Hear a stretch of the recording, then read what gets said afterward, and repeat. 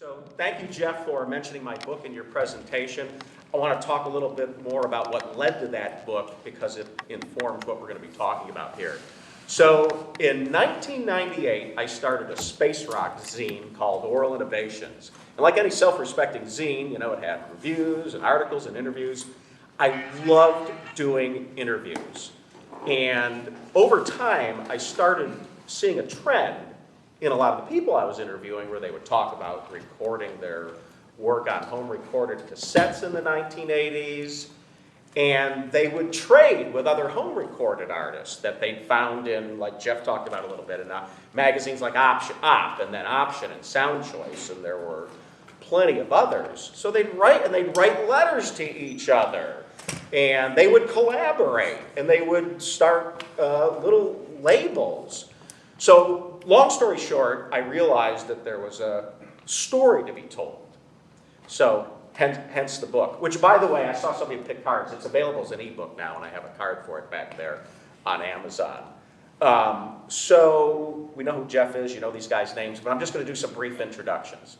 So, Hal McGee, he's here from Gainesville, Florida. Over 40 years as a home recording artist, from his duo Viscera with Debbie Jaffe to his solo Dog is Master, and a dizzying array of configurations and collaborations over the years.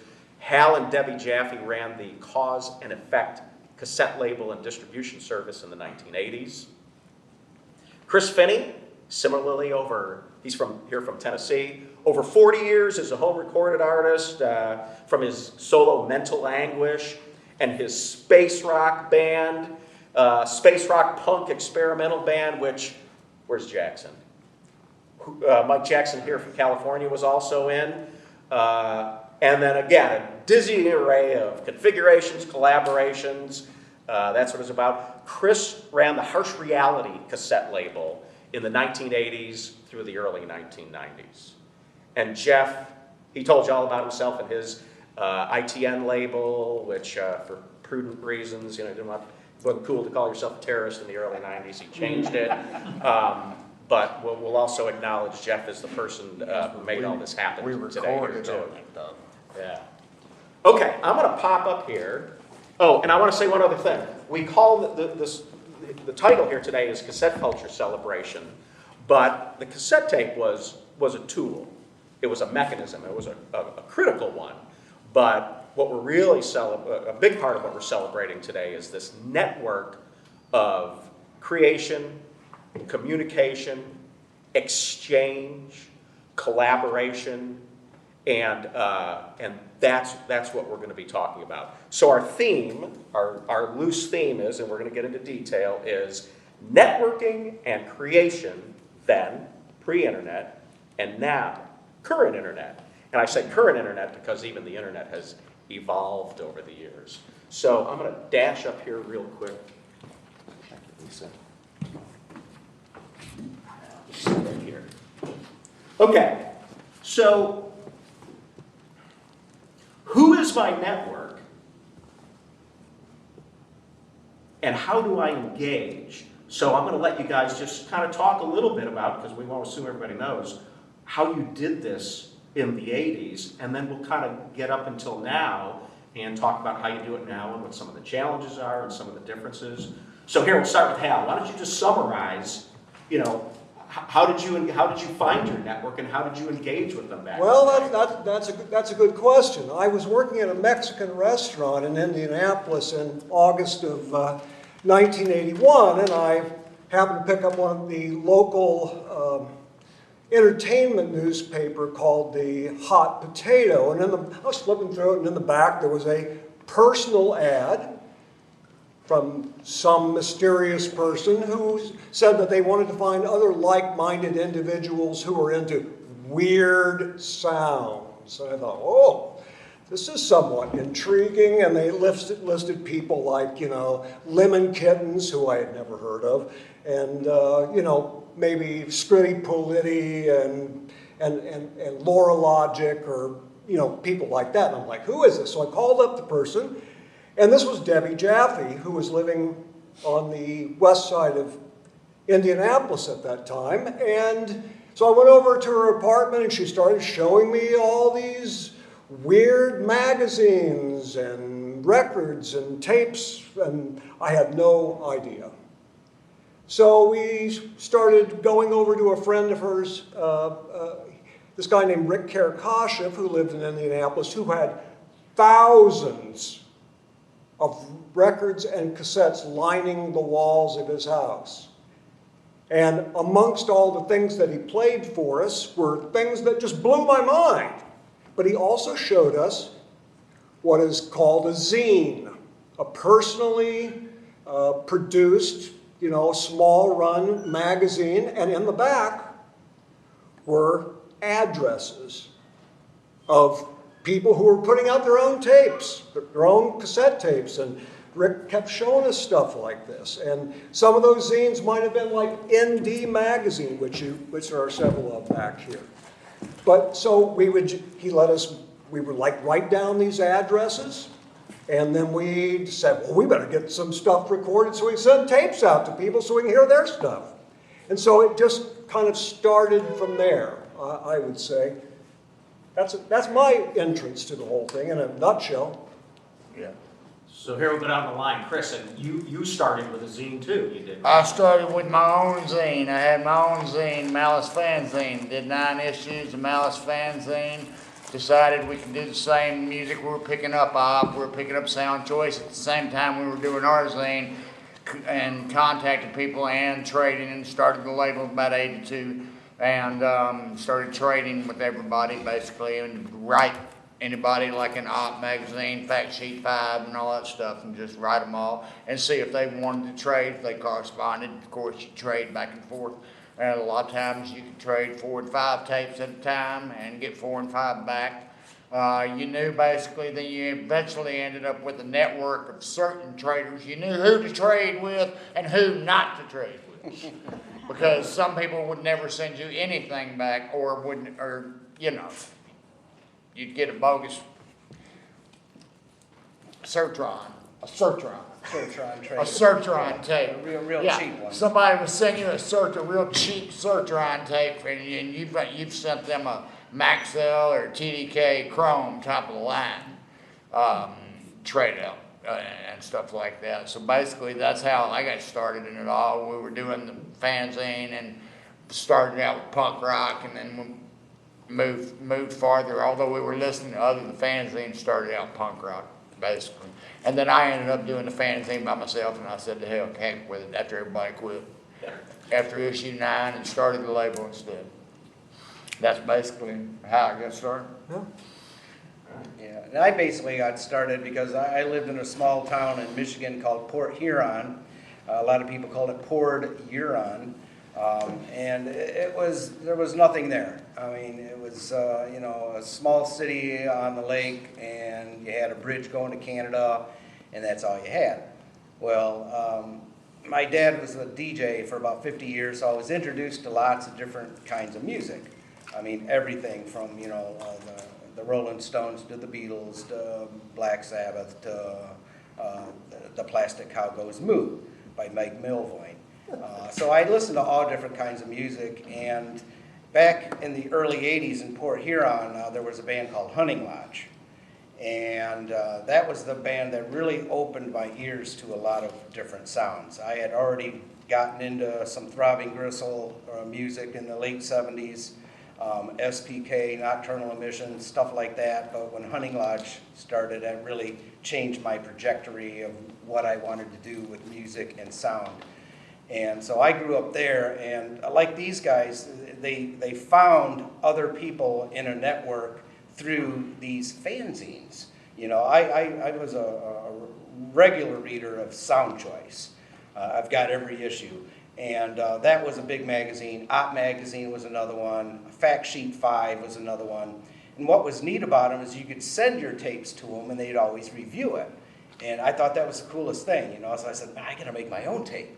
So in 1983, I bought my first reel-to-reel. I bought a drum machine. I was working for the trailer park that I lived in, and I just hobbled together as much stuff that I could bring together to make noise. You know, I had no idea what I was doing. I still don't know what I'm doing, but I've been doing it for 40 years, you know, and I love it. And so that's how I got started. And the network starts really when you start sending things out. And after you start sending things out, you start getting things in, you know, and that's the coolest thing. I mean, back then when you had a mailbox full of tapes, that was the coolest thing ever. It's like, wow, look at all this music I got to listen to. It's awesome. And the first tapes I started trading was with Chris Phinney over here, Harsh Reality, because he had these tapes by a UK band that I really like called Constructivists. And I had their first album. It was amazing, and it was called Psychogenetica. And he had Psychogenetica 2, and I'm like, oh my God, there's a sequel, you know, because they never put it out on vinyl or any other format, cassette only, you know. So I said, I gotta have that. And it was like Harsh Reality number, I don't know, 10 or 11. And so, No, 11 Spanish movements. okay, that was another Constructivist. He released what, 3 or 4 on that label, I think. 4 of them. 4 of them. So anyways, yeah, I stuck with his label, and then we struck up this conversation through the mail that, hey, you know, I'm really interested in this kind of sound, and I like what you're doing, and we both, you know, kind of complimented each other on what we were doing sound-wise. And then the idea came about, like, why don't we do a collaboration? You know, so I'll send you some stuff, and then you add stuff to it and send it back, and we'll mix it down and see what happens. And so we did that, and we've got like 5 albums now that we've done together that way. And actually, it's a treat for me just to let everybody know that this is the first time I got to meet Chris in the flesh in 40 years. Wow. So, but anyways, yeah, I started the network through fanzines, and then just started trading tapes with people all over the world. And now, since the internet's here, it's a totally different way of working with people. But in the old days, I guess you could say we did things old school. Well, yeah, but we were surprised in the mailbox too. Yeah. Because you didn't know what you were getting. You didn't know what you're going to get. Yeah, You got a tape from click a Germany? button, they click a button, listen to one song, say, no, Nope, don't like that one. don't like that one. But you find the music, once you find music that you really like, it's easy to find others that are in that same category. Oh, yeah. How international was your network? Oh, I had tapes everywhere, all over the world. That was what was neat about Fact Sheet 5 and Sound Choice, is that there was other people all over the world Are you that did the same thing, Right. you know? And so it was like, you know, hey, I'll send you some tapes, you send me some, and yeah, I mean, it snowballs. It really does. It's different now, you know, with the internet. I mean, I don't see my mailbox filling up anymore. But back in the day when you traded stuff, it was a lot of fun, and it was exciting. So Chris, you were really international. You did talk about your international series, your country series on Harsh Reality. About what, the country series? Yeah, you did a country series. Yeah, I did a 12 country series, basically no internet. It was postcards mailed out to all the different countries. There were supposed to be 12. There ended up being 14. I had 2 people decide that they wanted to do their own. They put Switzerland, I forget the name of the label man. The guy did one. He put it all together and sent it to me. And then I got one from Denmark. The guy put it all together. He was big. John Wallow. He ordered every cassette on Harsh Reality music, and he lived in Denmark, and he puts this cassette together for me of all these Denmark artists. So I ended up with 14 instead of 12. But yeah, I sent out postcards to all of them and gave them all a certain date and time to get the material back to me on cassette to put the cassettes out. Some of them ended up being double C90s. Some of them, like the Italy one that we haven't got to yet, in the archive that we're doing is the C100. And then the smallest in Spain was like C35. I didn't have good luck in Spain. So it's just a matter of responses you got. It was a matter of the response I got and the time slot. The time slot had to be the date. It had to be there by that particular date, or forget it. I'm going ahead, I'm forging on, I'm putting it out. There's a deadline. Just like there's a deadline on internet compilations. You got a deadline. If you're not there by midnight, so-and-so Central Standard Time, You ain't getting on. So Hal, I know you communicated with people all over the world. What about the distro part of cause and effect? You know, was that pretty international? Well, I may need to back up just a little bit to get to that. You know, so when Debbie and I decided that, hey, we wanted to start being part of this too, you know, and making our own music so that we could trade cassettes with other people all over the world, we got our tax return money in like 1983, and we bought ourselves a Pioneer cassette deck, and we also bought a stereo microphone. And so what we would do is we would basically just record directly to stereo cassette. With that setup, one of us would play a Casio keyboard and the other one would kind of intone poetry that one or the other of us had written.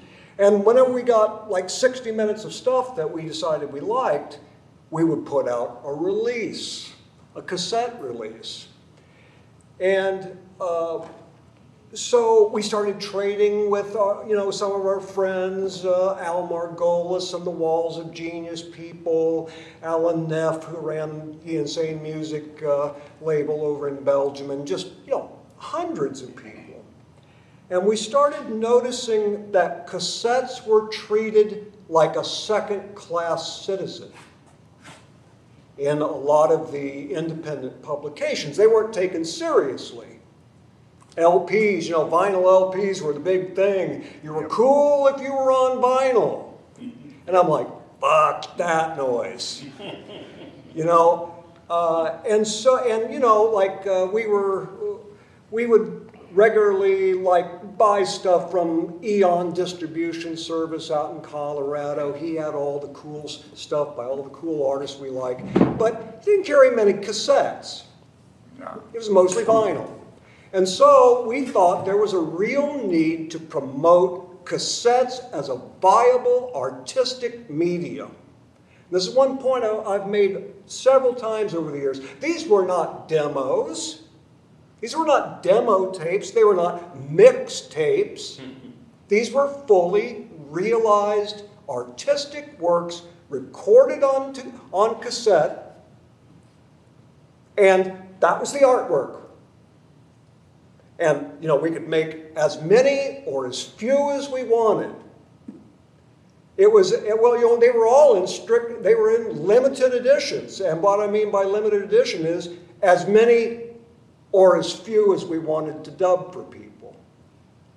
They were limited to that much. So that could be, we could dub 5 copies of a cassette if we wanted to send out 5 copies, or 75. There's a great deal of freedom in that.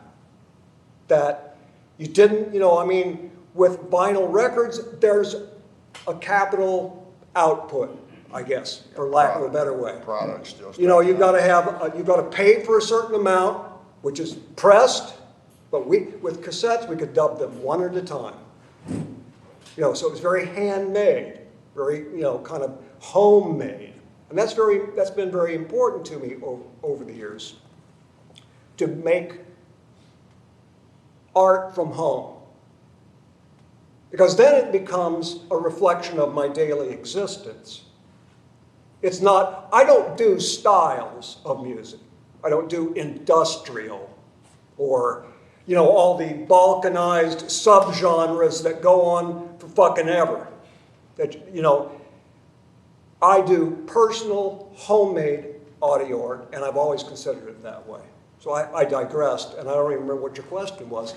But International stuff. It's all cool. I had to say all that first. And one more thing before we go any further. I'm glad you mentioned Search on Tapes, because when Debbie and I were living in downtown Indianapolis, across from the library, in this shitty mouse-infested apartment that was $135 a month, we would go down to the Rite Aid drugstore down on the Circle, and we'd buy a bag of Search-on cassettes, 10 in a bag, for $2.50. Now, that's what we could afford, because we were very poor. But you know what? We could come home, put that shitty Search-on cassette in a shoebox-style cassette recorder that we used to record, lectures in high school, put it in there and we could make our own art. Anybody can do it. That was the thing about cassettes that blew the whole The thing only open. difference between your Searchron and the other was a full compass that we were ordering. Oh, the full compass Man, tapes we were later. Yeah, we'll ordering- get into that later on. We're just ordering hundreds at a time, or 50 at a time. But the great thing about cassettes back then, ease of accessibility. Anybody could afford it. Anybody that couldn't afford a 25-cent cassette, and a lot of the cassettes that we recorded our earliest material on were tapes that obviously Debbie had recorded over multiple times, and some of them were data sets that had been used for word processing. She did a lot of work as a secretary. So we would record audio over these crappy, low fidelity tapes. And the postage was cheap to send anywhere in the world, It was like, what, $2-3 cheap. to send a tape anywhere In the world. And within the States, it was like 75 cents to mail a cassette. And now it's like $3 and something. Yeah. 15 to send something to Germany, a cassette. $15 now. It's crazy. But back then it was cheap. So you said something interesting. I'd be interested to hear from each of you. So how did you decide? Did you just you said you could make as many as you wanted. Did you make them just per order or per trade, or how did you decide how many you were going to make? A lot of it was trades. Chris did hundreds and hundreds of trades during his running the Harsh Reality Music cassette And then you labels. promote them to the magazines, and you promote them to the radio. You actually had people who played you knew which radio stations didn't mind getting a cassette and would play a cassette. Because a lot of radio stations had their head up their ass and did not want to. They wanted vinyl. Right. Because vinyl is A lot of college stations, though, would people play that did cassettes. vinyl looked down on us doing cassettes. There was a few college stations that would accept cassettes. They sure would. And they would play them all the time, and I'd get playlists, Yeah, I know. They'd seen you play. That was Yeah. the main deal. I'd say, man, you need to send me a playlist. You get all excited when you saw your name on the playlist. You're like, dang, I'm moving up. Yeah. Names on the playlist. Oh, shit, yeah. Damn, I'm number 5. But, Jerry, so what he's talking about, the radio, we would send cassettes to radio stations, to zines to get reviews, or even just listed in the back. A lot of times it would just be, Decay in Ontario wants to trade cassette, trade only. Right. So a lot of it would be trades, but we would also sell some. And that's when we got into the cause and effect cassette distribution service later on. Now I'm remembering. So we had made this network of friends that also put their stuff out on cassette. And I said, look, send us 5 copies of your most recent cassette release, already dubbed up with the covers on them, and we'll make up a catalog list and we'll mail these lists out to our contacts. And if we sell those 5, we'll pay you for them, and then we'll pay you for the next 5 also. You say that kind of thing. Did you guys So you did got function the same way? distribution, basically. I was strictly pretty on much demand. Before On demand. anybody, Yeah, when really. somebody wanted to Because take, you were doing I cassette dubbed one and sent it distribution, off. which hardly any. And was that, and it just depended, and same way you were selling or trading?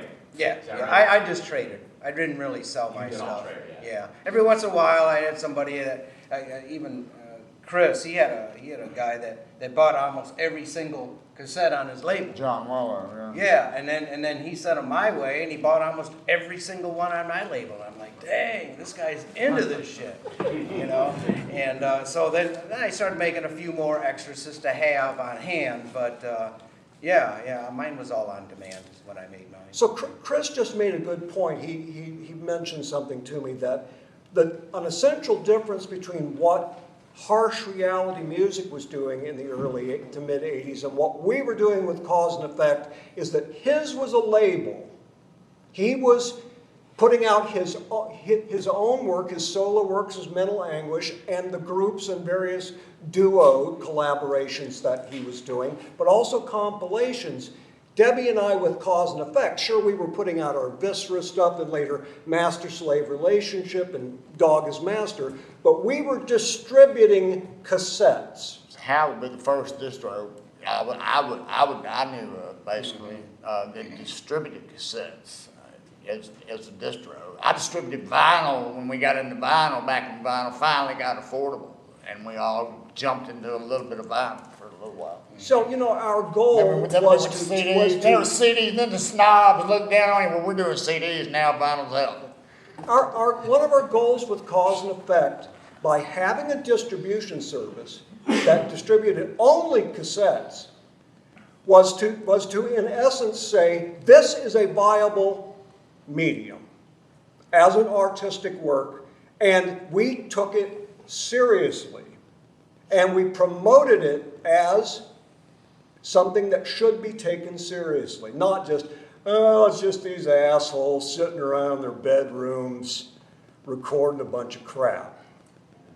You know, we actually, like we would have a catalog and I would write these lists, you know, kind of miniature reviews of each cassette. We would have a picture of the cassette cover. It wasn't just a list of titles.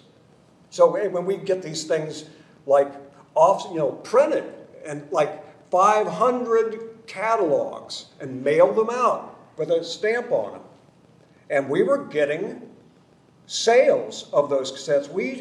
We distributed and sold 5,000 cassettes in 2.5 or 3 years. Okay.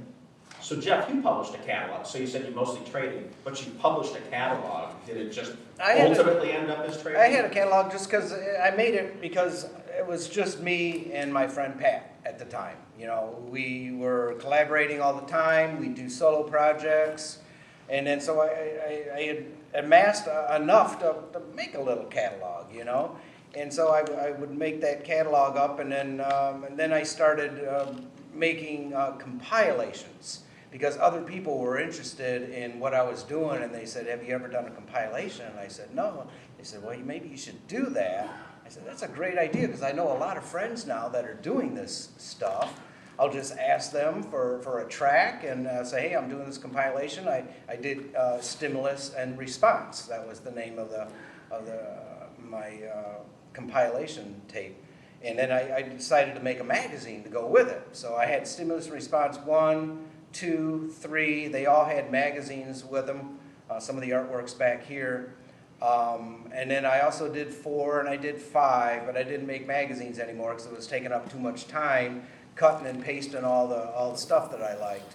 I wanted to concentrate more on the music. But yeah, once you started getting into the compilations and you start getting more and more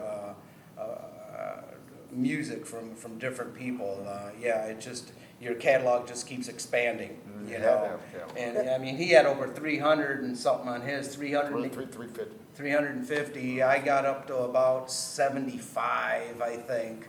And then I kind of stopped, and then, you know, when Bandcamp came along, I started throwing stuff up on Bandcamp. I'm glad that Jeff brought this up and emphasized cassettes, because earlier when you were talking about how did we network, we talked about zines, we talked about sending stuff to radio stations, we talked about trading between our peers. It was a peer-to-peer trading network.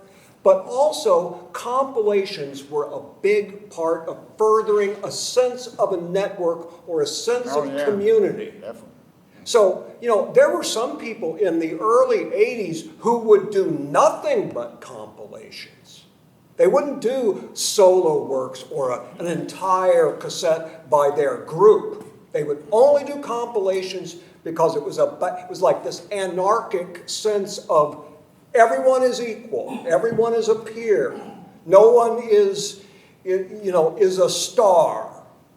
The whole thing was this against star system, the star system of things. Exactly. The record label model, fuck that. You know, which was based to a great extent on economics. Record labels put out stuff, well, I'm talking about bigger record labels, put out stuff they know they're going to get a return on. Well, it has to have a certain likability by a certain amount of people to be able to sell a certain amount. Now, of course, I'm generalizing. But the thing about the compilations was everyone's an equal. If you've got a 90-minute tape and you've got 30 groups, they've all got 3 minutes to do their thing. And then you would write, there would be a contact list inside the cassette, and you would write to all those people and say, man, I heard you on such and such a cassette that Harsh Reality Music put out. I want to know more about you and more about your It helped music. expand the network that we were doing the compilations, because we put the addresses in there, and everybody get somebody's address they didn't even have. I mean, and that, you know, I've often said that for me, there were 4 basic pillars of cassette culture: contact, communication, collaboration, and compilations. It was about contacting people on anywhere in the world, hundreds of different countries. At one time, I had 1,400 cassettes that I had received in the mail from all over planet Earth. And Chris and Jeff had huge collections, too, of stuff that they just received. You never had to buy anything anymore. No. Because you were getting so much cool shit in the mailbox, it would just be loaded. You know, you'd open up your mailbox and go, whoa! You know, so you'd listen to each one of those and then write to the person because their address was right there on the J card. Yeah, compilations were great. Just to be able to listen to so many different bands and so many different individuals that had the same kind of ideas that you did. So compilations were a big thing. Did you meet any of these people in person? Nope. I know you guys did. Oh, yeah. Yeah. Yeah, I mean, one of the things that early on, when you would write to these other people and trade tapes with them, you knew nothing about the people that you traded tapes with except what was on that tape or if they wrote a letter. I remember writing 10-page handwritten letters to people because you knew it was going to be a few weeks till you heard back from them, so you wanted to fill them in on everything that was going on. Right. I was writing 10-page letters to Stephen Stapleton of Nurse with Wound and stuff like that. And he would write me back these long letters, and not just him, but, you know, lots of different people. Yep. You know, so when you did finally meet somebody, see, Chris and I didn't really connect until 1987, which was 5 years after we started, really 5 or 6 years after, Right. you know. But then there are all kinds of stories about people finally meeting people that they had only written to, and they're like, whoa, I didn't expect this.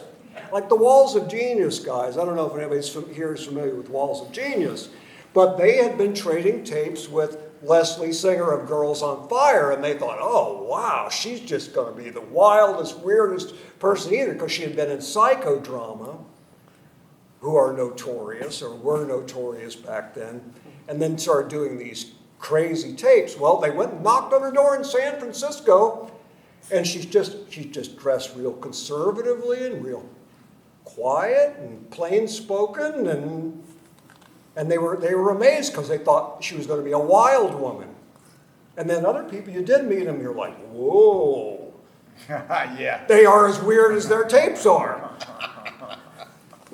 But then we would start having things like gatherings at people's houses. Like one summer I had Doug Walker of Alien Planetscapes and Al Margolis of If Buona there, Carl Howard, who ran the Audiophile Tapes label, and Zan Hoffman came to our house, who was famous in the network. And so over the years, we started actually meeting people in the flesh. And Chris and I met each other in '87 when Al Margolis and I were doing our tour. Yep.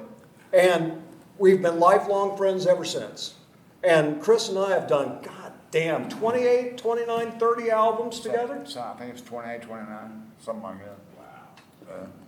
So contact, communication. So on that note, so electronic communication. Is electronic communication, you know, in its various forms as obviously superior to pre-internet mechanism as it may seem, or is something missing for you guys? I mean, it seems like a no-brainer. I can talk to somebody instantly, but what do you think? Instant's not always good. No, not always. You know what I mean? I mean, it took a lot of work sometimes to do what we did back then, you know, by hand making everything. The internet, it just seems like it's too easy now. And then you can upload all your stuff after you recorded it, man, and just upload it to Bandcamp or wherever, SoundCloud or wherever you're uploading, and you make cover in 20 minutes, and boom, there you go. Yeah, it's You know, different. you don't have the glue, you don't have the X-Acto knives, you don't have everything. Typewriter. You don't have the typewriter. I mean, you're type keyboard. Right, yeah. Yeah, to put those cassette covers together, we were using like manual typewriters and Letraset, where, you know, like some of those cause and effect catalogs, Debbie was hand lettering those things with those press-on letters, laying out these big multi-page catalogs and stuff. So, you know, there was a lot of manual labor that went into it, handcrafted labor, you know, that of actually folding, cutting, you know. Well, our covers were the same way. Right, stuffing that's how we made it. envelopes, Fine. going to the post office. There was a certain element of time. You know, With the internet, everything just seems almost instant. You know, hey, I'm gonna do a compilation, send me tracks, and boom, you get 100 tracks in a few days. You can get an overload of tracks. For example, when I did that COVID one, about 4 years ago, 98 artists, 6 hours and 38 minutes long. Now, who the hell's got 6 hours and 38 minutes to sit down and listen to something on the internet? That would have been the equivalent of 4 90-minute tapes back in the day. Right. A 4 90-minute That's a box set. And it wasn't but a month and a half deadline. I mean, a month and a half. And all 98 artists are different artists. Right. But you're all creative, you're all still producing today. Well, yeah. And you're doing, and I listen to your stuff, you're doing cool stuff. But what's the, yeah, I know you're saying it, but what's the difference? Like you do, like Jeff, you do social media, you do in-person stuff here, you're very involved in Fuse Factory. So, and you have your, I don't think it's out of scope to mention, you mentioned before your Exoteque, you know, you travel to events. Right. Is just the in-person really the closest that you've got to before, or is it as rewarding? Or? I don't know, man. I mean, back then I didn't think about that stuff. You know, I mean, today I don't think about it much either. I mean, I just do what I do. You know, I make music. I have friends that make music, and we make music together. And I make music all the time just to do it. you know, yeah, you know, so it's. I mean, I keep coming back to the internet, but it just the internet thing I think has kind of destroyed creativity in a lot of ways. Just because everything's so instantaneous. I mean, I can open up a Word file and make a DVD cover. I can open up Word and make a cassette cover. I can, you know, everything's instant now. You know, back then there was no instant anything. So You didn't get your instant gratification. right. And today you can get your instant I gratification. mean, we all use Bandcamp now. We all use Bandcamp, we You do know, it. I mean, which is cool. we're gonna record, I mean, we're gonna get our instant gratification today. But I don't have totally negative feelings about social media and No. online music. No.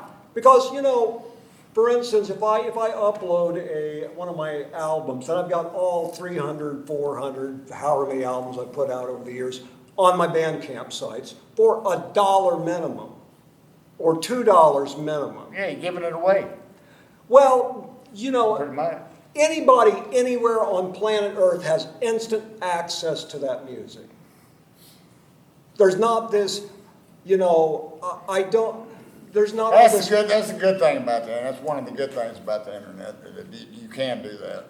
And now I know everybody that 40. There are people now that I didn't know personally back in the 80s that I now have a real personal connection with. I know them well because we're on Facebook every day and we exchange messages and we get to know each other. And then we go visit each other just like we started doing back in the 80s.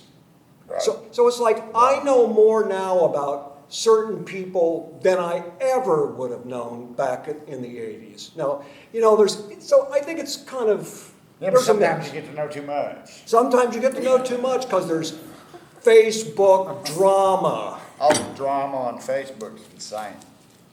Facebook drama. I stay out of all of it. I just, And you've got a multi-generational situation going on now. Well, that's probably pretty crucial. Huh? That's probably pretty crucial, that Yeah. you got different generations.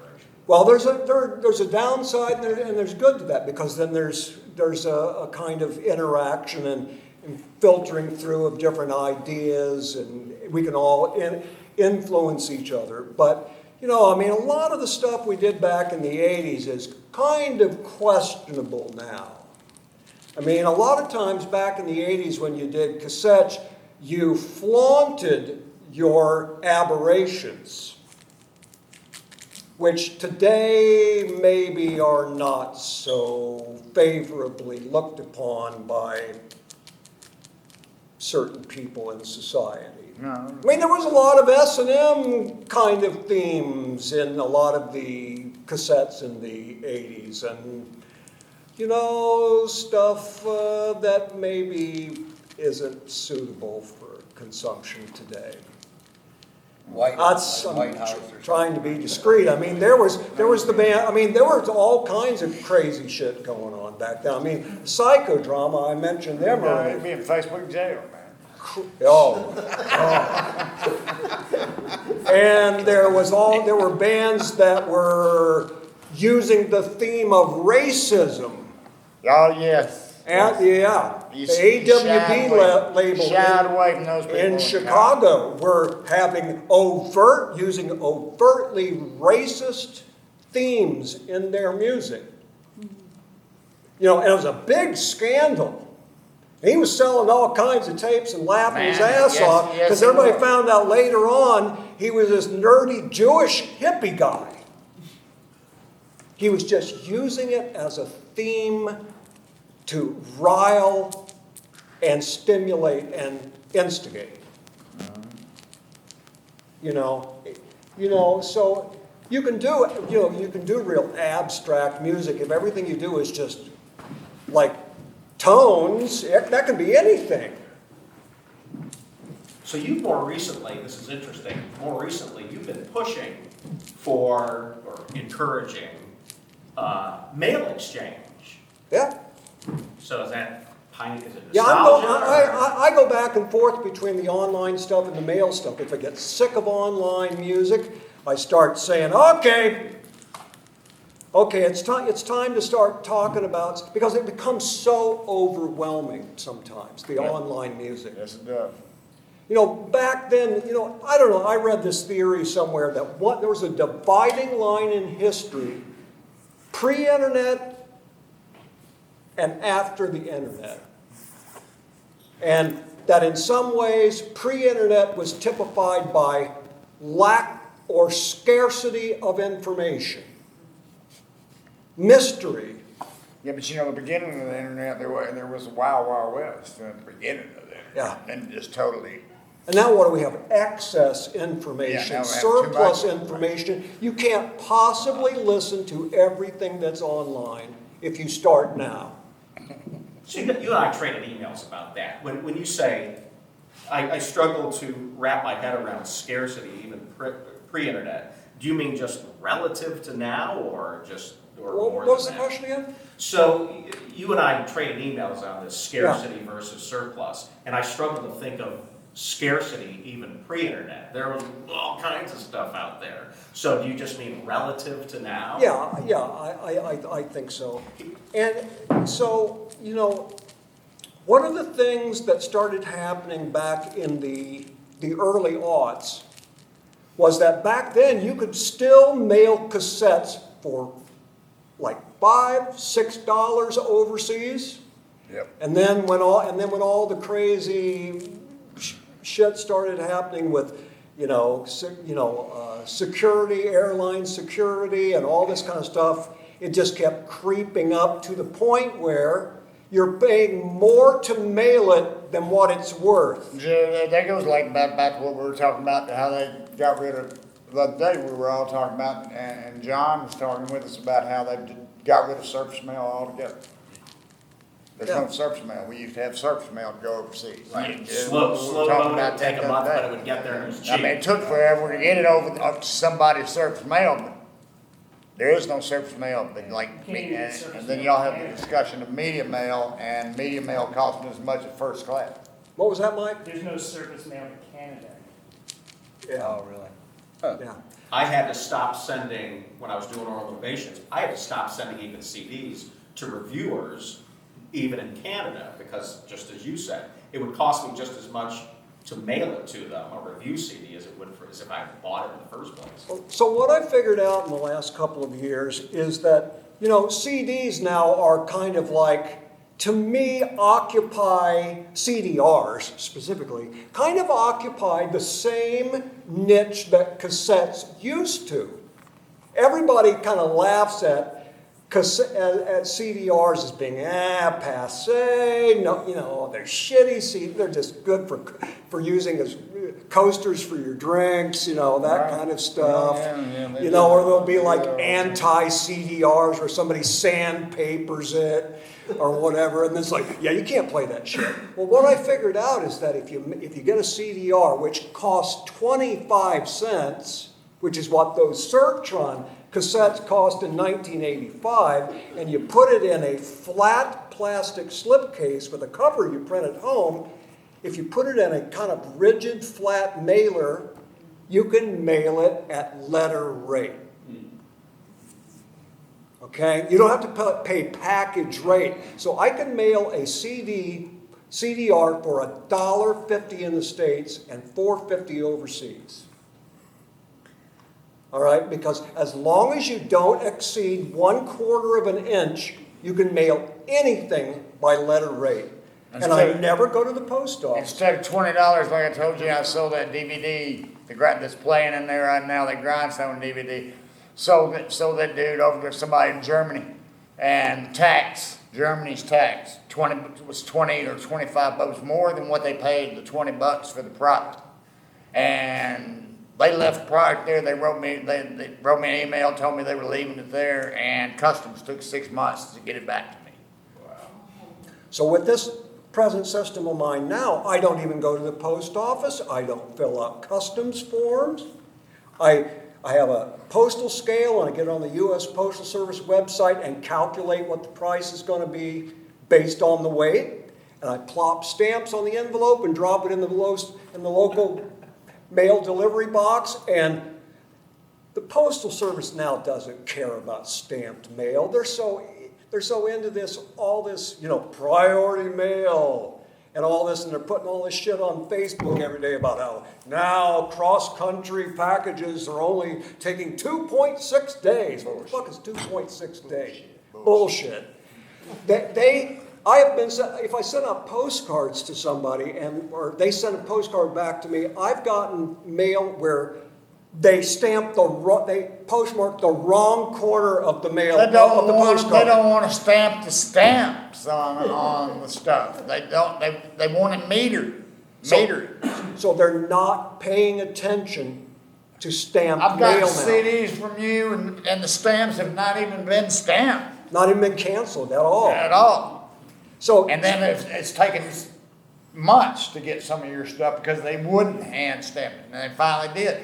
You had sent me one that was metered, and it got there right away. yeah. So they're not paying attention. So this is our opportunity to work the system, in a sense, just like, and use it, again, in a way that it wasn't intended to be used. They're not paying attention, so send the shit by letter rate, and sure, it's not fancy with the nice jewel case, But we Oh, found so ourselves what? with CD, when we were putting out CDs and we were putting it in the standard jewel case, then you have to have a heavily reinforced bag to protect the jewel case from getting broken, which is And it's still gonna get broken. It's Plus, gonna it's get neat flung when you- all over the place, It's neat man. when you It's get, gone. when you That's get it. something from Hal, because it's got all them stamps on it. They're all different stamps from all over. All the different place. stamps, yeah, you get a good package from Hal, you got stamps from everywhere. Stamps, you put stickers But on it it, comes it'll in that draw nice on it. slim line, cardboard wrapper and. Yeah, it's perfect. Yeah, it's good to go. He's got the perfect system for sending the CDRs. Cheap. So switching gears a little, but still on our same topic. So I was looking at all that stuff back there, Jeff, when we laid it out, all these magazines. I mean, it just about bring a tear to my eye. Is there any equivalent to that?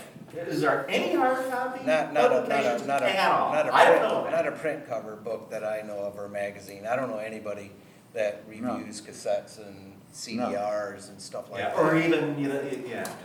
Yeah, I don't think so. There isn't anything. It's all basically online, I mean, the only guy I know, Joe, is like that kid that was 26 years old that did the victimized carcass ones. He did 300, but they were pre-made cassettes.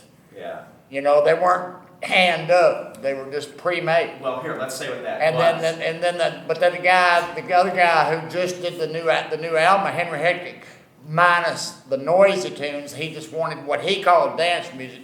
36-year-old kid in England. He wanted that, and so I gave him the rights.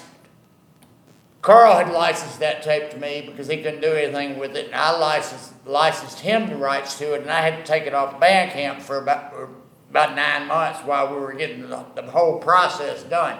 And this album was actually really hand done. I mean, it was hand done like we did the Mental Anguish Hands 2 album way back when we could afford to actually do it. Me and Jeff German did the album. Well, go back to the victimized carcass, just to expand on that. So, somebody came to you that had a label. So A Victimized Carcass 26-year-old was kid, under I'm your like, name, so how does this kid even know about victimized Yeah. carcass? But he printed up 300. He They printed sold up out. 300, he sold them all out in 2 weeks. And the same thing happened with that Henry Hectic album, 36-year Alex, over in Natural Science Records over in the UK in Manchester. He gets the album, I give him the license to it, we split it. I get my royalties are copies, which you guys all have. I mean, that's what I brought. I mailed them to y'all before we flew here. My copies, and you guys all got. And So if all the and he victimized- sold 300 of those. Boom, gone. So And they all had the- hand. Everything was put together by hand. So of all the victimized carcasses you did in the 80s and the early 90s, would they have added up to 300? What's that? So 300. Would you Like- have sold 300? I'm blown away by this. Oh, 300 number. we probably wouldn't have sold. We wouldn't have sold 300. We'd have traded 2,000, or 3,000 or more. I mean, well, we know that, Jackson. You remember we played in Humboldt, Tennessee. We did a tour. I would say we sold probably 300 copies of it. Oh, yeah. What, 5, 6 different labels that put out victimized carcass records? Yeah. Or tapes, yeah. But Yeah. not 300 of any one title, No, No. like you see now. It blows my mind. that would Well, deteriorate I our thought- percentage. Yeah, go ahead, Mike. So I think, for me, it's not the medium that matters. We used cassettes back in the 80s because they were accessible and inexpensive. Anyone Exactly. could go to the local store and buy them. You could record your basic tracks on the cassette, then, mix it down to a master, and then use that master to make copies. So you stayed within that medium. And I'm not attached to the cassette medium so much as I am attached to the idea that through personal expression of my artistic impulses or my daily life, or, Right. and Jeff and Chris probably feel the same way, that's what's most important. Anyone can do it. Like I had a series of improvisation festivals that I curated 10 or 12 years ago called Laboratory Music, and I would put out a mass announcement. Anyone can come and play. The only requirement is that you are willing to do it. regardless of skill or experience level. All you have to do is have the desire. And a lot of people came out and performed for the first time ever in their lives. People who never thought they would do it because that was an open invitation. To me, that's what's most important, not these hierarchies and you know, I think that we're all interested in breaking that. And those Hal kinds of has an apartment series he runs too. yeah, a series of He does live shows right from in my apartment, from my his tiny apartment. little apartment. Yeah, I think the point was, though, I agree with you, and we've had that conversation, but that there was enough interest, whether it was a record or a tape, that there was 300 of that one title. That was pretty interesting. And talk about the hat trick again. How many of those were done? 300, and they were gone in 2 weeks. Wow. Freaking Henry Hectic albums, and Henry Hectic's been out of the scene. He's still distant. He's still gone. Nobody knows where he is. Nobody knows what happened to him. He's been gone for, what, Jeff, 20 years? At least. At least 20 years. Yeah. I mean, he's been gone. And then 300 of them sold boom. I don't think, getting back to the medium and how unimportant the medium is itself, to me it's like, okay, if your means of communicating your music to others is a stick with grooves in it, and you have some way to somehow hear the music by playing back the grooved stick or whatever. Well, like one of the earliest recording methods was smoke. That's right. Back in the middle 1800s, people were recording music with smoke patterns on paper. I don't know how you could, but they figured out a way, somebody in the last 20 years figured out a way to play, quote, play that back. This recording that was made 170 years ago with smoke patterns. What about, getting back the archival thing. So you've got these reissues. I know both of you, Jeff, maybe you got some, but Hal, on your HalTapes.com, you've got artists that you have documented in detail there. And connected to that, you've got Chris's Harsh Reality label, and we've been working on that together. I was talking to Rob here about it out in the hallway earlier, where we started with the very first tape in the catalog, and we've been going through it methodically. I write a review, we put up all the scans of the tape, you've got it up on Bandcamp, but you've got serious detail on your site. Well, now. you know, that project of doing a historical archive of the Harsh Reality music label was just like, you know, I had already done this big mini, I guess, a site within my HalMcGee.com site, like talking about the history of Walls of Genius.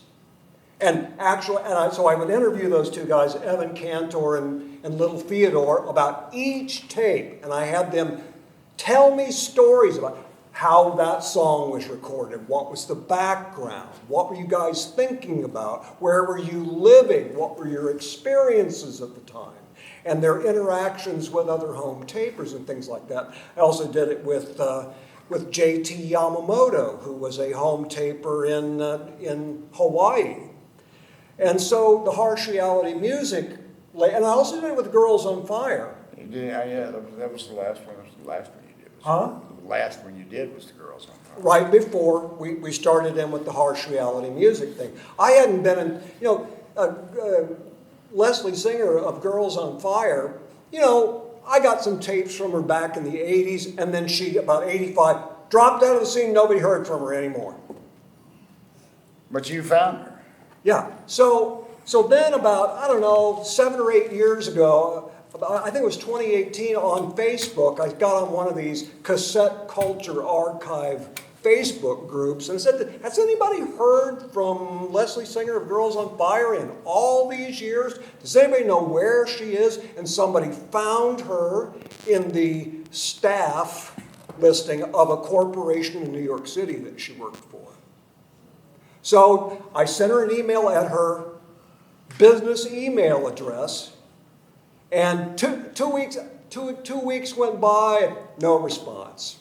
So I sent another one. email. And then she finally wrote back, but she was real. I said, look, I don't know anything about you other than 1 or 2 tapes I got from you back in the 80s. Let's do a historical archive of your cassettes and let's talk about it and go really in depth.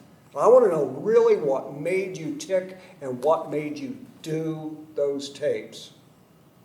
So it's like this in-depth, really taking it seriously, and I found out things like, whoa. Well, she was very hard for you to get her to open up. Very hard to get her to open up.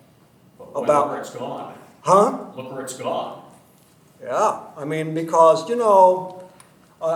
people change over the years, and she hadn't done any music or noise or whatever you want to call it since about around 89 or 90.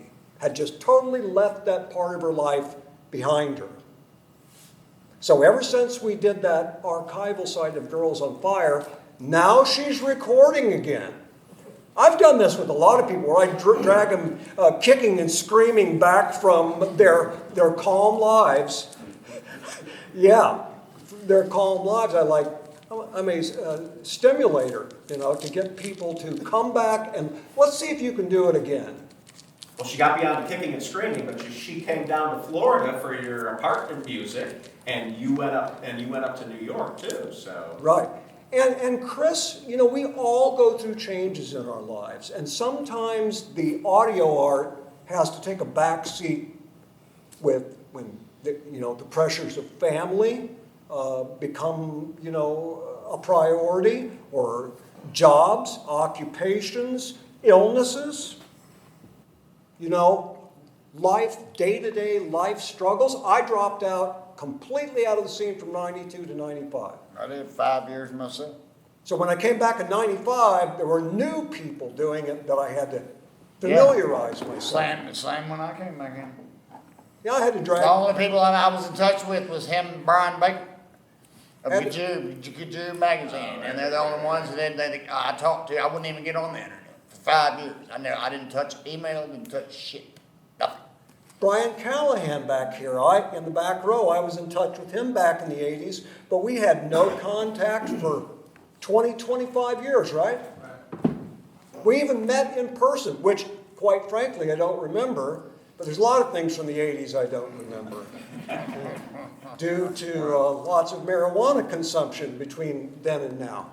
But, like for instance, I've been told that I saw Sonic Youth in '86, but I don't remember it at all. There's even video documentation. Anyway, it was a tangent. But, Brian, and then we got back in touch 5 or 6 years ago, and we've been in regular contact through Facebook and email and mail art ever since. So you said something interesting. Is it all Facebook? Is there any other? Do we communicate with people other than that? It's easy. Email. It's easier to communicate with people. I mean, I use Facebook just to. It's easier for promote things. communication. I mean, Yeah. you can get your shit done quick. You can keep in contact with not only your relatives, but with people that are doing music that I don't have any that you relatives, so enjoy. well, You know what I mean? All mine are dead. When everybody was bitching and screaming so much about Facebook 5 or 6 years ago, when they got into all that trouble with privacy issues back around the last big major election. Well, you drug me into Facebook, Yeah, I dragged you in it. dragging and kicking. He did. Right. Well, so when everybody was bitching and screaming about it back then, about all this shit and all the ads and it's just crap. It was just crap. I said, okay, I will try to devise a website. I revived the electronic cottage name by making a website where all of my friends who were making music could use that instead of Facebook. And it worked great for a long time because I said, send me the text of your article or your review or your historical archive document, and I'll put it up on the site. You don't have to worry about that. I'll do it. I mean, that was a great site, Monica, because I was hit that site. I even hit that site. Right. And so for 2 or 3 years, that worked pretty well. And then I said, okay, it's time for everybody else to learn how to build your own web pages so that I don't have to do it and you can have more direct control over your content. Well, that went over like a lead balloon. Yeah, sure did. Because when everybody had to start doing the work themselves to build their own page instead of Hal doing it, they're all back over on Facebook posting about their new release on Bandcamp. Yep. You know? Yep. And so I said, fuck it. And now I use Facebook a lot. But I use it in a very sculpted way. It's I a would tool, say. man. As a tool, as a bulletin board. It's a tool. Like the old email groups in the 90s, like listserv and things like that. I try to use it something like that. That's the way CompuServe was, and CompuServe was like one of the first ones. Yeah. I remember Dave Fuels used to talk about CompuServe being the first one that he ever got in touch with, and he was older than us. So Jeff, do you use Facebook to promote your events and your art and your Oh, yeah. newest releases and stuff? Yeah, definitely. Yeah. Yeah, that's almost all I use it for, is almost like a marketing. That's all I tool. use the damn thing for. Just to let people A know tool. what I'm doing, you know? Yeah, It's a tool. yeah. Hey, I wanted to ask you. And then somebody doing a compilation, you know, like the one dude just finished doing, Cosmo, who was in Tape Room Yeah. back in the day. Have you done any archiving or like Bandcamp I've of your started, stuff, I've or- started to archive a lot of stuff, because I realized that those cassettes are 40 years old now. So I'm like, well, they're not gonna last forever, you know, nobody does, and I'm not either. So I figure, well, I'm gonna start digitizing these things, and I've done a lot. I've got a bunch of tapes on my Bandcamp page now. I'm working on multiple other ones. I'm working on taking old reel-to-reel and what's the word I wanted to say? Not transporting them, or Transcribing them? transcribing them, I guess you could say, into a digital format, because the tapes, I mean, I really do have So tapes. you're working on digitizing reel to reel? Yeah, they're falling apart. I mean, they really literally are falling apart. And so I've got like huge archives of not only Exoteque music, but early industrial music and Hawaiian music and everything else. So I've got a huge archive that I'm slowly digitizing. So yeah, it's a lot of work, but that's what's preoccupying my time right now. So many of us that have been doing this for such a long time, 25, 30, 40 years, we find ourselves pulled in two directions. One is the desire to archive what we've done from a historical perspective so that people now know about it, and people in the future will know about it, and that we valued what we did in our interactions with other artists and our friends. But then there's also new work That you want to do. that you want to do, which might be something a lot different than what we did. And I'm trying to juggle both at the same time right now. That's difficult. So there's a push-pull thing there. And that's what I was talking about earlier with the surplus information. Not only do you go to what few record stores there are, you know, there's several great ones here in Columbus, but where Oh, yeah, I man, am, there's some good ones here. there's There ain't one. nothing in Memphis. But all the new stuff that's being put out, all the new artists out there that are putting out stuff on Bandcamp and all that, who can keep up with all the new stuff? And then there's all the old stuff back to the beginning of time. Prehistoric days of, you know. So on the one hand, you're right, surplus, but on the other hand, it's like, you want to preserve that. Yeah, Because yeah. you just never know. Right, right. I think preservation's good if you really you want to preserve some kind of a genre or of music. And yeah, I mean, these guys have been doing an awesome job of preserving all their stuff. I mean, I don't know how many hundreds of tapes you've digitized already, but you've done a lot. I mean, Hal has done a lot as well. Yeah, I'm done. Where we at, Jerry? 127? 127. 127. 127. Out of 300. 127, we got 127, and it's gonna be a blast. Jerry writes all the notes. Everybody's gonna love that, Yeah. because that's the weirdest So damn, not to get too granular, but that's I the- gotta say what he's talking about is, the tape we're working on now he did a collaboration where he released as Mental Anguish one tape, Allegory Chapel released another tape, and the idea was that the listener would play them together, in a couple of wells. They could play the A-side and the A-side, or the A-side and the B-side. On separate boom boxes or Separate cassette boom tapes. boxes. Well, I don't have the tape, so what I'm doing is I first listened to the files he sent me just to set a baseline. Played them by themselves, and then I'm going to do the AA and AB open them in Audacity and just playing them simultaneously, and then I'll send sell it you a out when copy. we talk about it. I'll Huh? sell you a copy. Yeah. Okay. All right. Is there anything anybody wants? you've got the whole damn book, Yeah, my right, ex-wife threw away the guts of the book. You're always willing to sell it. Is there anything anybody wants to ask these guys? We've covered some good ground Oh, here. over here. Go for it. You. Ryan. Yes, I have two questions, which are kind of symmetrical. They both apply to, in the 80s, the relationship between this world and, I'm not going to say the mainstream, but kind of indie vinyl, or independent rock, or punk rock, those sorts of things, because some of the groups you've mentioned today, like Sonic Youth or Cocteau Twins we mentioned earlier, I mean, these were successful groups that put out vinyl, that sort of thing. So I know it's a whole different expense, even if it's self-released vinyl, especially for mailing. But, and there were minimums for pressings and things like that. But did you ever feel like that, like you were closing yourself off by not? I know you had, and you've talked very eloquently about, it's been a fantastic session about how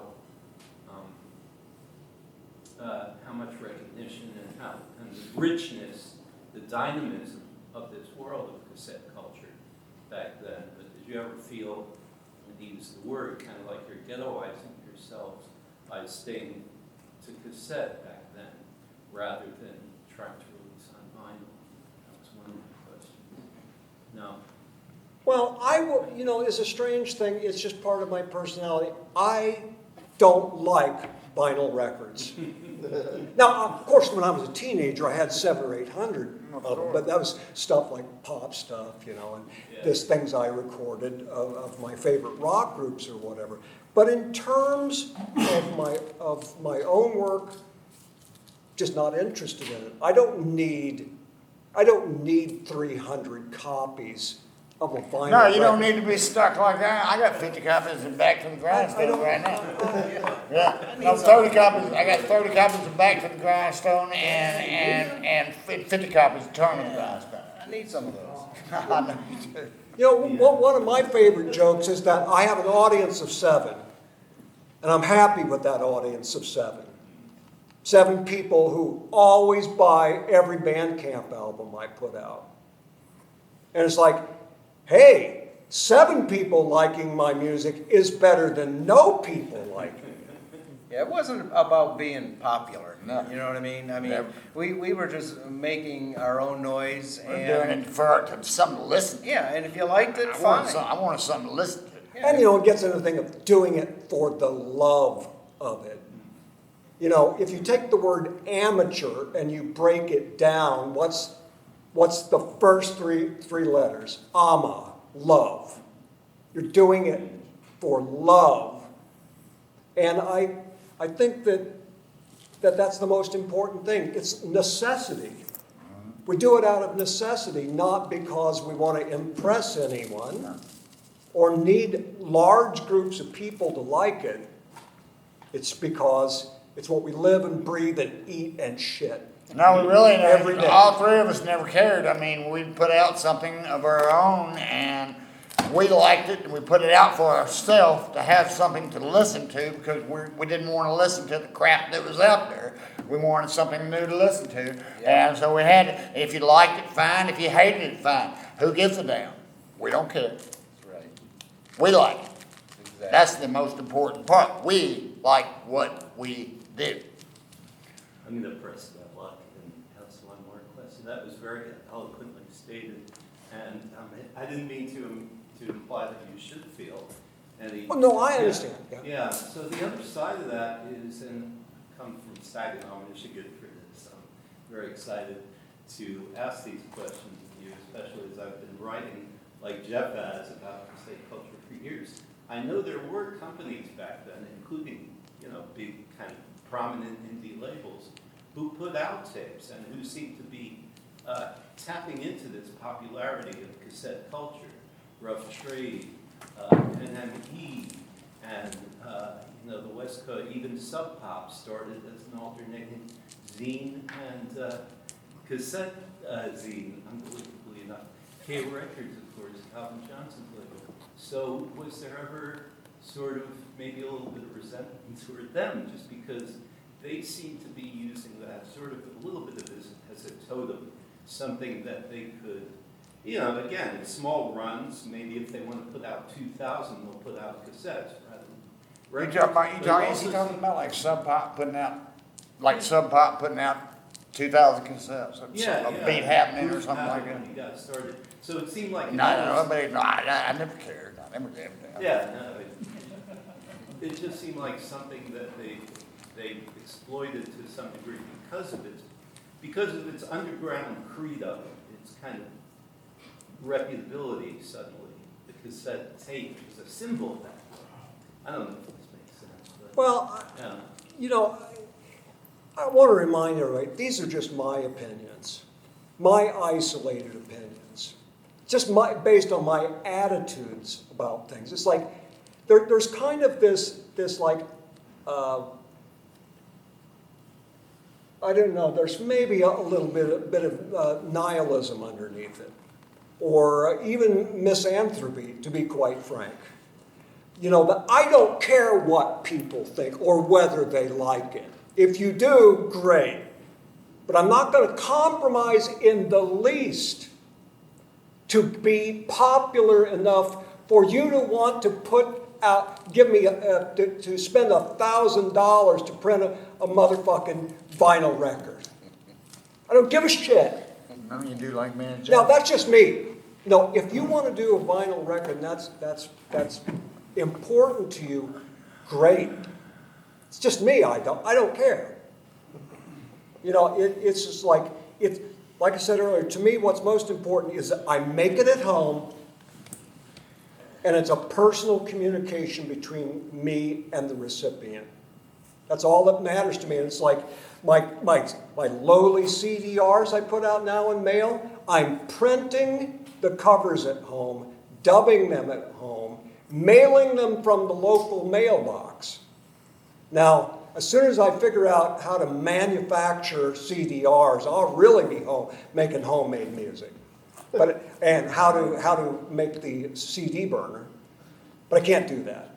Nobody ever did anyway, But I don't know if that answers your question at all, but...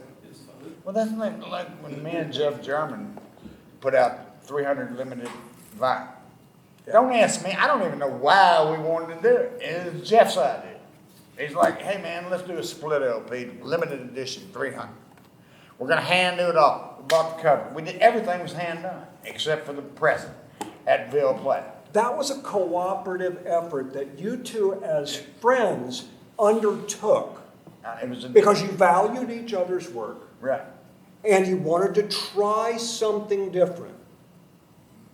And they all sold quicker now. I mean, R.R. Ron, Notorious Ron, bought all mine for we just wanted to make our money back. It would invest it in the record itself. That was your first and only Only vinyl priority release. was to break even. And I got one track on that album, too. One of these things about economics of CDs, when CDs were the big thing in the 90s, and I won't, it's not necessary for me to speak names, but when I went to visit someone, a good friend, who had started a CD label, who was putting out very, I would say maybe more academic, avant-garde, and electronic music, I went and visited this person, and he had stacks of unsold CDs sitting in his apartment. I said, what the fuck's the deal with this? He says, well, to get the proper price, I have to get 1,000 pressed, but I only have to sell 300 to make enough to press the next one. I said, well, what are you going to do with the other 700? Oh, fuck it, I don't know. I have enough money to press the next one. Exactly. So it was a means to an end for her. Huh? It was a means to an end for her. Yeah. Yeah, so, economic things like that, weird things, I'm like, what? What's this outlay of cash for the sake of getting it into record stores? Or being thought of as being legitimate now because it's got a fucking barcode on it. That's right. I don't know. I'm a smart ass. I don't know. I know Everyone else does it. Me and Jeff both know exactly who the hell you're talking about. It's Jerry. I mean, yeah. And I was always under the impression that he was losing money until you said what you told me, what you just spoke right there. I thought he was losing money at his ass, but not. Not the case. He did the math. He was just getting them in the stores and getting people to distribute them. Like we actually used to have Systematic used to distribute our cassettes. Rough Trade. I mean, Jerry, you remember Rough Trade used to take the cassettes from us back in the day. Yeah. Well, maybe people are getting bored hearing us talk. Well, is there any other questions? I guess so. Go ahead. First a comment and then a question. I remember Mark Gunderson of the Evolution Control Committee talking about how I think he was having a record or CD press, and he was talking to people like in the industry, and they said that if a cassette-only release was considered a demo and it didn't really go through the same royalty process, so I think some reasons why, like the Replacements put out a live tape called The Shit Hits the Fans. It's like all loaded covers and stuff, but it was cassette only, and I think it's probably because of that reason. So, that they didn't really have to do the royalties on it, unless, that they would have if they put on vinyl. So.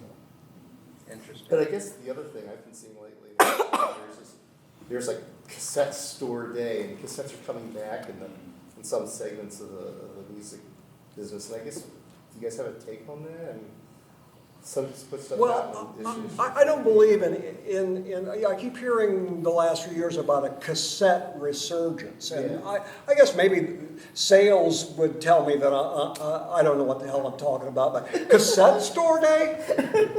How many cassette stores are there? Does anybody know of one? No. Well, And are Sony and some of the big companies that used to manufacture cassette decks, are they building them? No. I sure know about Record Store Day. yeah. So I'll believe there's a cassette resurgence when, now this is strange, when major industry starts producing machines that are good. Yeah, there's no machine out there. I mean, you got to spend $500 for a good fucking Tascam or whatever. If you look at the hard copy, I got a display copy of my book back there. If you look at the hard copy, on the inside of each cover is a CD. So my book about cassette culture, this was what the publisher wanted to do, comes with a compilation, 2 CD compilation. I got a lot of people laughed understandably and said, well, you're right about cassette culture, why CD? I said, well, how can you fit a cassette in there? What But practical? this is where you get into a lot of these ironies about media. Now, the original book, as it was published by Frank Meyer, is a work of beauty. It's big and hefty, and it's got those 2 CDs, and it's richly illustrated. And anybody that was able to afford it would love to have it. But when it came out, it was $110 for that book. Right. Now, the people that need it the most to know that information, that you worked so hard They ain't got 110 to To spend. get, who's got $110? They ain't got 110 to spend. How Retired, they you know, trying to pay the older rent? people with expendable income, not younger people. And we've talked about this in detail. I'm thrilled to have it, but I'm also thrilled that that $6.99 ebook is out there. Well, that's what's so cool, that you've got the Kindle ebook out there, and somebody who is trying to pay their rent can get the book. They don't have to have the damn CDs anyway. Yep. I mean, actually, most of the songs on the CDs were on a cassette somewhere. Yeah, Yeah. I don't know if there's any truth to this, but it often occurs it's to me called- that the money that we are now spending on computers and our monthly internet bill, we would have been spending that on blank cassettes and cassette decks Right. 40 years ago. You know what I mean? It's just, but everybody's got to have a computer now. Everybody's got to be on the internet. If you're not, you're like, you don't exist. One time I thought, oh, fuck Facebook. I'm not going to mess with it anymore. I'm sick of it. It's demeaning. And so I closed my account. After about 3 weeks, I started feeling like I do not exist. I really had that feeling. It's become such a necessity of daily life. Now, some people are able to navigate that a lot better than I am, but for me, it had become such a necessity of daily life that I felt like, Well, it is a necessity for me, running the label and doing everything I'm doing. You see how much crap goes on my pages every day? On my profile. I get tagged 6 times a day. well, And then the harsh reality group gets tagged 6 times a day. so you spend all day long checking who clicked like on your post about your new Bandcamp release, but do they ever purchase it? Some do. Some do. But some people are just going, yeah, it's cool that Chris That's cool. put out They a didn't new even album. listen to the damn thing. All they did was hit a button. So I don't know. Yeah, all they did was hit a button. All right, well, I think we're probably getting to where, yeah. We need to all break for dinner and have fun. I'll make a note to stay on schedule. That was great. Hey, thank you guys. Thanks, everybody. Thank you for listening.